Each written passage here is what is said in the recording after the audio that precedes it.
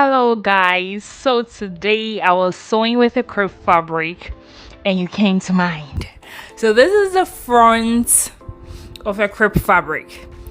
You see it close, the lines are defined and it has this shiny texture it comes with. So this is a crepe fabric and this is the front of a crepe fabric. You see how the lines are defined and you see how it's shiny. That's the front. And this is the back. You see how the back is dull and the lines are not defined. That's how you see the front and the back of a crepe fabric. So this is the back. You see how the back looks dull and the lines are not defined. But see the front. See how the front is. See how the lines are defined at the front. Yes, so that's the front of a crepe fabric. And you see the shiny texture it comes with. That's the front of a crepe fabric.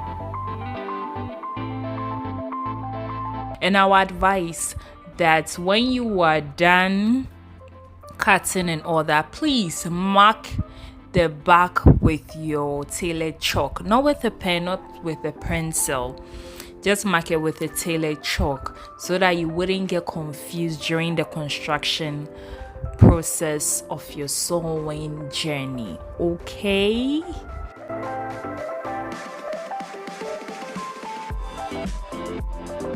Okay guys, like I said before, you see the back looks dull. Yeah, it comes with no shininess. It's just there. It looks dull and it looks dull. The lines are not defined too, but the front side comes with a shiny texture, especially when it touches the light. So when you can't see it in your room, you can take it outside to see it so that you don't get confused when it gets to the construction of your sewing journey. You can apply this as you're cutting your sleeves and all the other parts of your dresses. Okay, I hope this was helpful.